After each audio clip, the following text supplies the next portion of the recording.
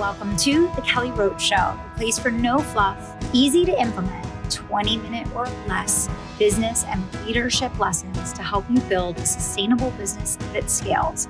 Let's get started. Hey, welcome back. Thanks so much for tuning into the Kelly Roach Show. And today we are talking about the idea of reframing your business given the culture of being a business owner in 2023. So there have been quite a few changes in the world's attitude and mindset and culture and even work ethic over the last few years. And many of you know that I've taken the coaching company in a new and different direction. We're really elevating into more of a boutique consulting firm versus a mass market coaching company. And I'm working on building my other, 4 companies that are in other spaces and at different price points and different business models so that I have the opportunity to simultaneously both diversify and simplify so that each business can focus on its one thing. But a lot of people have asked me, why? Why am I transitioning the coaching company to more of a boutique high-end consulting firm versus a mass market coaching company? Well, I'll talk a little bit about the importance of knowing when it's time to kill a dream. And my original dream was to build a $100 million coaching company. And I wanted to serve thousands and thousands of people, leading them through the process of building a scalable company, teaching them, how to launch, how to build teams, how to do sales and marketing and all of those things. And I had the experience throughout COVID of working with hundreds and hundreds of people to do this. And in that experience and following that experience, I really had the ability to observe the change in, I'm going to call it, the mental health, the stability, the mental acuity of the general population. And it became very, very clear to me that I do not want to provide that level of access to myself or to my team to the masses. And it became very, very clear to me that this is not a question of, can we sell it? It's not a question of, can we help people get results? It's not a question of, can I build a team to support it? Because all those things, yes, we can sell it. The live launch is an unbelievably powerful tool and it's persuasive and it's absolutely going to lead people to the yes. But the bottom line is no matter how good your product, program, or service is, you have to assess a whole different understanding of what you're signing up for as you build and grow your business. And I think this might be a very helpful conversation for a lot of you. I did not realize when I, set that initial dream. Listen, I've been in business leadership for 20 years now. I managed a team of 100 people in my corporate career. I was managing 17 locations. I was recruiting, hiring, training, promoting, developing, and retaining people. And we had one of the highest retention and promotion rates in the country, coupled with the highest gross margin, that's profitability growth, basically in the company. So I'm not attempting to do something that I haven't really done before, but I have a lot more wisdom and experience in the process now. But I will tell you what I realized over the last couple of years was that we're not dealing with the same humans as we were 10 or 15 years ago. We're not dealing with the same humans as we were 2 to 3 years ago. And no matter how good you are at selling and marketing, you cannot change the fact that a very large portion of the population, no matter how good your program is not going to commit to doing the work, and they're not going to have the ability in their life to focus and follow through. And that is not to say that there is not a huge portion of responsibility as business owners that we carry for creating an environment in which people can thrive, for really developing our programs in such a way that the average person can come in and succeed. Like, that is our responsibility. And I have a really big commitment and sense of ownership around my responsibility in never-ending improvement and continuous improvement of our program. And we actually did a massive overhaul of our flagship this year for that reason, to keep up-leveling it and to keep improving it so that it's easier for people to get replicable results and succeed. And that's going to be a never-ending process for forever, right? That's what we're responsible for doing. However, when I looked at my $100 million dream and I looked at what I was seeing happen with the general population, I realized that I don't want that many people having that level of access to myself or to my team.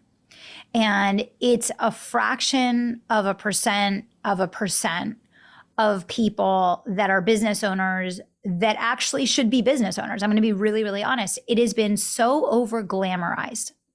And it has been so misrepresented in the global online marketing space as to what it actually takes to run a successful business. The vast majority of people that get into business shouldn't be in business. The vast majority of people that are in business are never going to build a successful business. And the average person doesn't have the capacity from a mental stability and an emotional capability standpoint to build a business to the level that we lead people to do, right? Like we're the people that are for people that want to build multi-million-dollar companies. We're not for the people that want to monetize a hobby and get an extra $1,000 a month coming in, right? So I had to recognize that and realize that these two things weren't necessarily in congruence, right? A lot of people ask me, why did I split out my other companies this year? Why am I following the path that I'm on? Why am I doing such a huge shift with the coaching company away from this mass market and really elevating and tightening, both the avatar and the number of people that we're working with? And there are multiple reasons. And, number one is that it's not for the average person. It's not even for the 1%. It's like the 1% of the 1%. And recognizing that and working with the team to continue to narrow in our focus as far as who we're putting in our programs and narrow in our focus as far as really owning who we are and what we do in the market. We are for category of one power players. We're for people that have already demonstrated they have the capacity to build something of substance that now want to operationalize it and create leverage and scale, not necessarily someone that wants to figure out how to get started with something. But for me, my $100 million dream didn't die. I'm just going about getting there in a little bit of a different way. I also realized that someone like myself can build $1 million business fairly easily and fairly quickly. I can do that in about a year, okay, with a new business. And so just pacing myself out over the next, 10 to 15 years, even just with the 5 companies that I already have, that path to 100 million is pretty clear for me. And, I don't need this like extraordinary unicorn human to be able to take what I'm building and be the operational leader in each of these 5 things to take them to the $20 million mark. I have people on my team already that can help take these businesses to the $20 million mark. I'll just need a few more of them as these other newer companies grow. But I think I want to give you all the gift of a couple things on the show today. Number one, it's okay to kill a dream and replace it with something different. I wanted to build a $100 million coaching company, and I can tell you without a shadow of a doubt that that's not the path that I'm on right now. Doesn't mean that won't change in the future. I never say never. I never say never. But that was the path that I was on. It's no longer the path that I'm on. I'm far more interested in being the best consultancy in the world, where we really can focus on our zone of genius of creating businesses that are sellable and scalable and self-led, and working with that 1% of the 1% to do that, than I am bringing a mass market approach to a lot of people that aren't necessarily going to get it. They're not necessarily going to do the work. And we learned the hard way in the last couple years that no matter how much you can have a care more model, which is the model we operate under, and no matter how much you can want for someone to succeed, and no matter how many times you remind them or hold them accountable or lay out once again what they need to do to get the result, you can't force someone to do it. And that has been the experience that we've had over and over again. And so, number one, I want to relieve the pressure for you, because maybe no one's going to tell you this, but it's okay to kill a dream and to replace it with a different one. Because once things change, or once you have new levels of awareness, that may change your perspective on things. And I think owning that and being able to articulate that is really important, and not feeling bad about that. That's number one. Number two is having a far longer range strategy is really, really important. So for me, looking at my goals over a 10 to 15 year period. And when I look at my goals over a 10 to 15 year period across the 5 companies, we don't have to grow any more or any faster than the growth rates I've already been able to establish in the companies in order to achieve that. But if I was looking at that over a 1 to 3 year period, I would say, oh my gosh, there's no way. The math doesn't add up. How will this ever be possible? But I'm not. I'm looking at it over a 10 to 15 year period, and I'm looking at what I've already shown that I can do. And I'm looking at how I'm allowing each of these companies to focus on their one thing, keeping an unbelievably simple, focused business model. And I absolutely know that that's possible. So that's the second thing, is looking at your goals over the period of 10 to 15 years, not looking at it in a very short range matter of weeks or months, but instead years or decades. Then number 3 is when you think about the business model that you want to pursue in the rest of 2023 and going into 2024, I think it's really important to get decisive and discerning about the number of people that you want to have working in a close proximity to yourself and to your team, and really narrowing in and up-leveling who is going to be in that inner circle. Because your clientele that you work with in a close proximity are essentially in your inner circle. It's who you and your team are going to be interacting with the most frequently, right? So it goes without saying that if those people don't have the right mindset, attitude, energy, commitment level, tenacity, all of those things, that's not going to be good for you or for the team. And that's a slow down to speed up strategy, which means that you may have to have a much slower growth path in order to elevate who you're working with and to be more discerning about who is allowed to be in that close proximity to you and the team.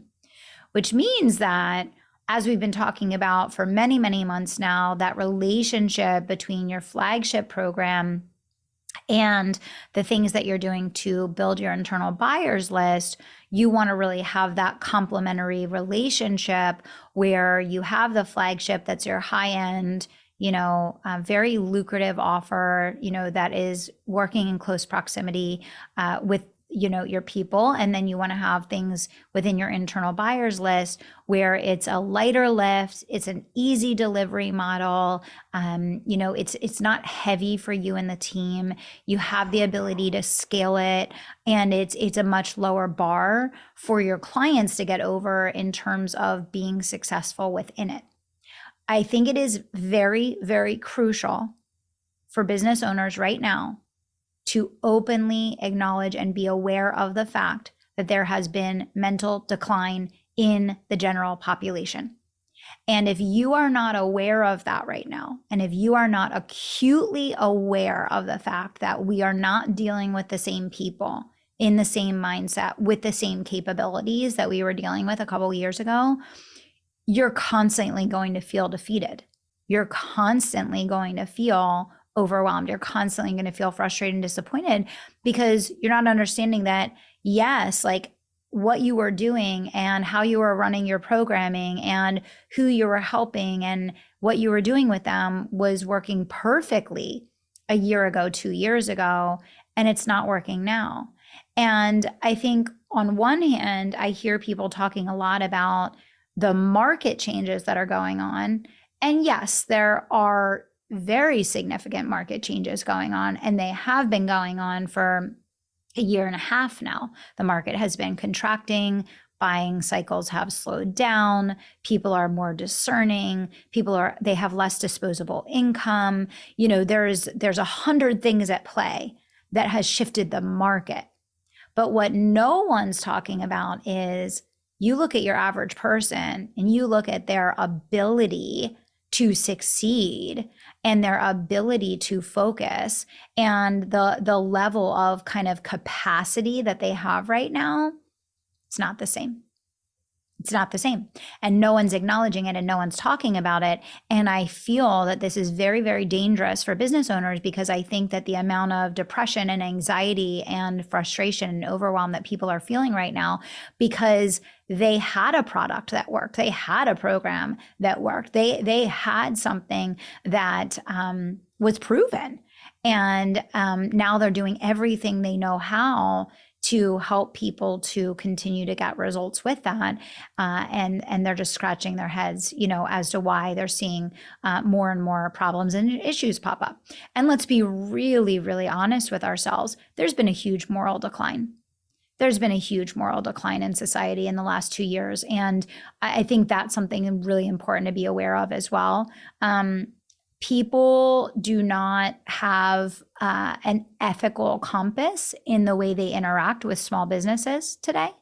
There are many, many people out there that lie, cheat, and steal. It's not even a second thought. I see posts on Facebook very regularly from business owners where they have all the proof that they served a customer, that they, submitted all of that to their merchant processor. Their merchant processor still, ruled in favor of the person stealing from them. And, they have to refund the person and it's taken directly from them. So there's been a huge moral and ethical decline in the world. Right? This is not like something like, oh, let me find a different niche to focus on and that'll fix everything for me. No, these are global changes in our society.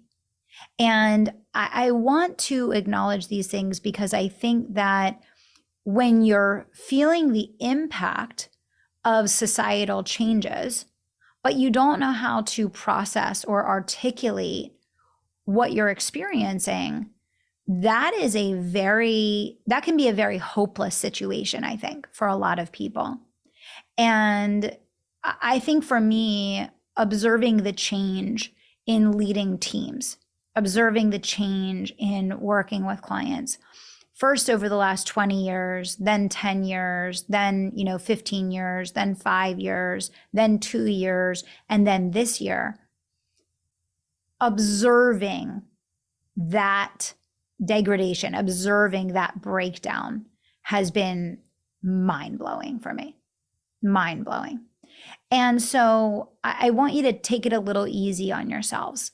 I want you to take it a little easy on yourselves. And I want you to understand that it's not going to be the same. It's not going to be the same.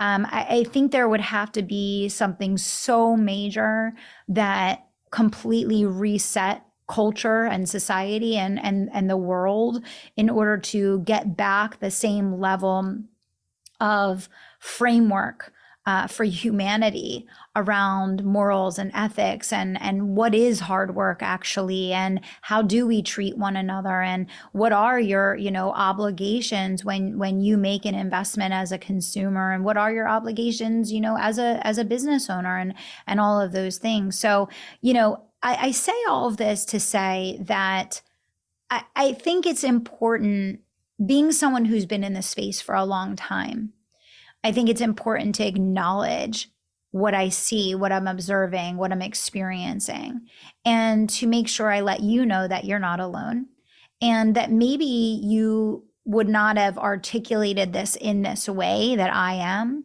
but maybe you are feeling the repercussions of it. And I'm hoping that by me openly speaking about it, it will bring some relief to you, that you're not broken. Your business isn't broken. You're not failing. It's not hopeless, but I do think it is important to understand, we have to reframe the way we're setting goals. We have to reframe the way that we're doing business. We have to reframe our expectations. And we have to really understand that we're going to have to be far more nimble and elastic to do business in this environment. And I think giving yourself permission to change your goals, giving yourself permission to change your business model, giving yourself permission to limit the access to you is something that you may need to be thinking about.